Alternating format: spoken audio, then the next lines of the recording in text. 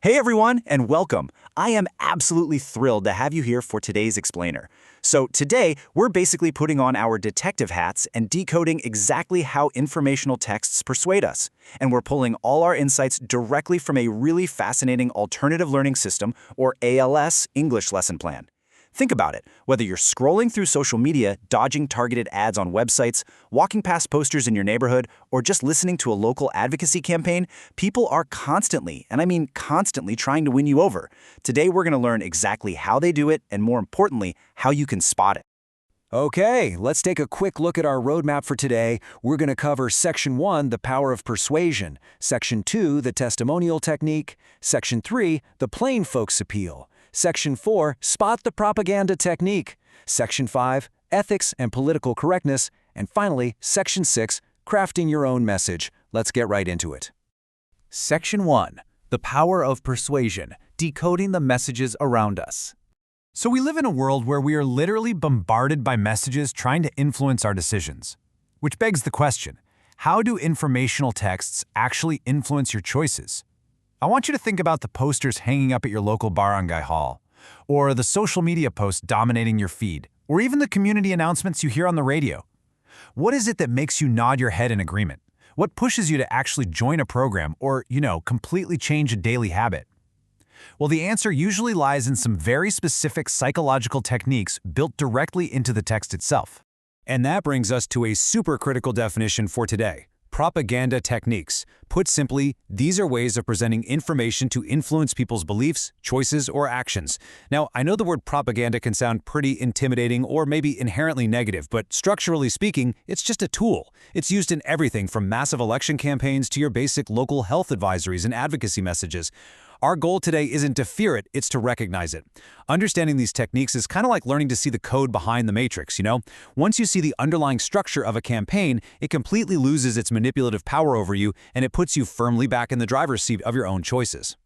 Section 2, the testimonial technique, the power of authority. All right, let's meet the very first suspect in our media detective journey. By definition, a testimonial is a propaganda technique that uses the words, image, or support of a famous, trusted, respected, or admired person to persuade people. The mechanics here are incredibly effective. Basically, this technique relies entirely on leveraging your existing trust or admiration for a specific figure. Think about it in a universal sense. It's exactly why professional athletes sell us sneakers, or why famous actors are suddenly on TV selling us coffee. The logic is super simple. If you trust the messenger, you're probably going to trust the message. Let's look at an example straight from the ALS lesson plan. Listen to this statement. Mayor Reyes supports the ALS enrollment campaign because education opens opportunities for all learners. Now, this is such a brilliant illustration of how borrowing the credibility of a figure, like a mayor, can make a message instantly persuasive. You hear that and unconsciously you think, well, hey, if the mayor is backing this education campaign, it must be legitimate, well-funded, and worth my time. But here is where we have to act as critical readers. Yes, a testimonial persuades because people trust the speaker, but we absolutely have to run it through a mental filter first. I like to think of this as your essential toolkit for consuming media. You should always ask yourself these three things. First, is the statement actually connected to the issue, or is the famous person just there as a shiny distraction? Second, is the statement truthful? And third, is the statement respectful? Never ever blindly accept a message just because a VIP said it. Always deploy these checks.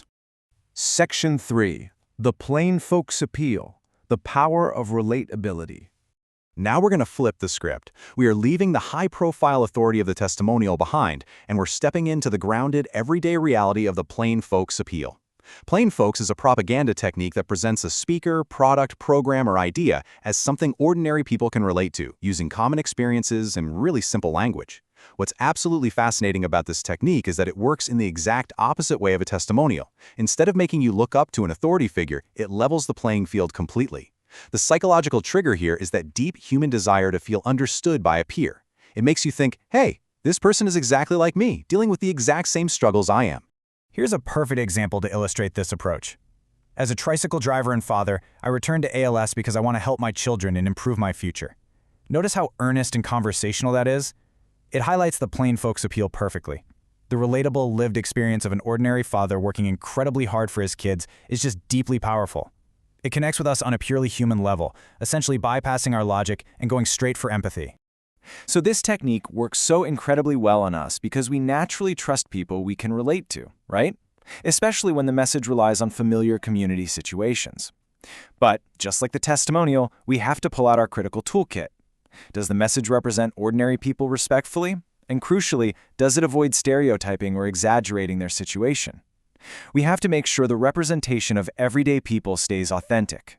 For example, if an advertisement trying to connect with farmers portrays them all as uneducated or uses forced, outdated slang just to sound folksy, well, that crosses the line into a caricature.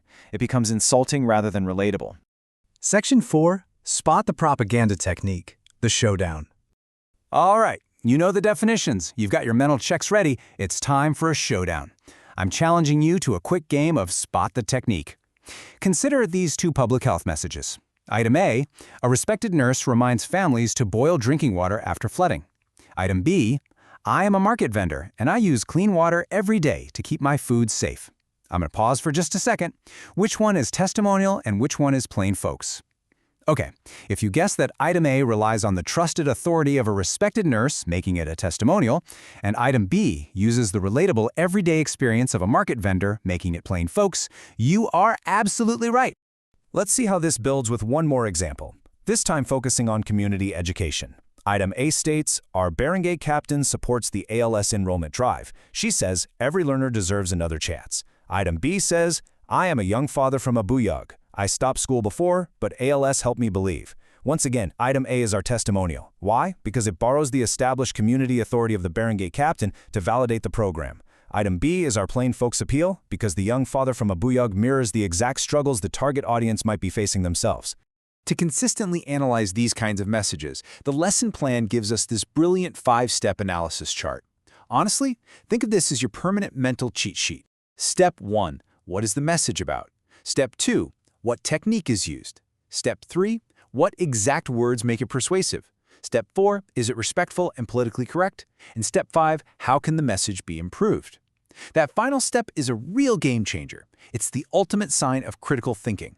When you can look at a piece of persuasion and actively figure out how to make it better, you've officially moved from being a passive consumer to an active editor of the information around you.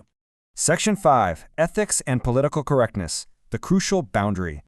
Okay, we're going to shift the tone just a bit here to address a very serious part of this explainer, the ethical responsibilities of both consuming and creating persuasive texts.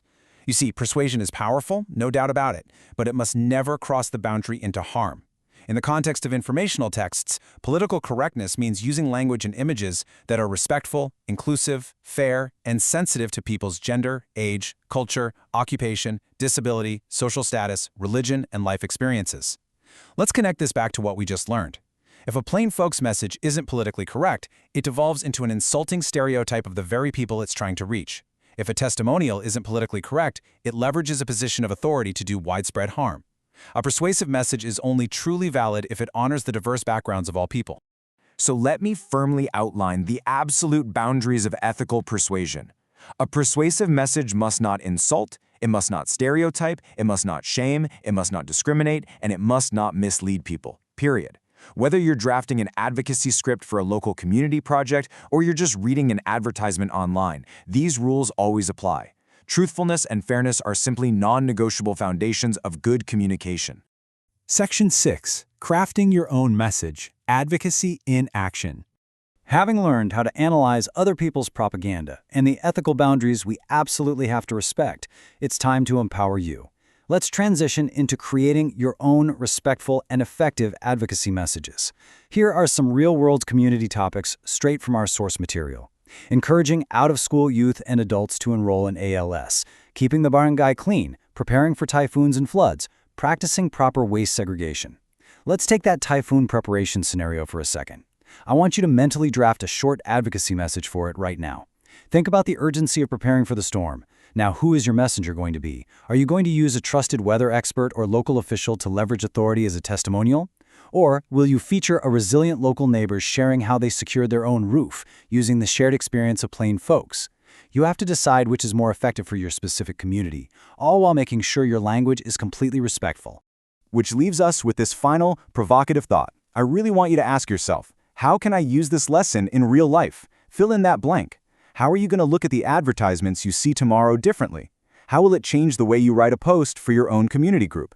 By understanding testimonials and plain folks and demanding ethical communication, you aren't just a passive reader anymore. You are an active, critical thinker. Take these skills and apply them to the information you encounter every single day. Thank you so much for joining me on this explainer, and remember to always keep asking questions.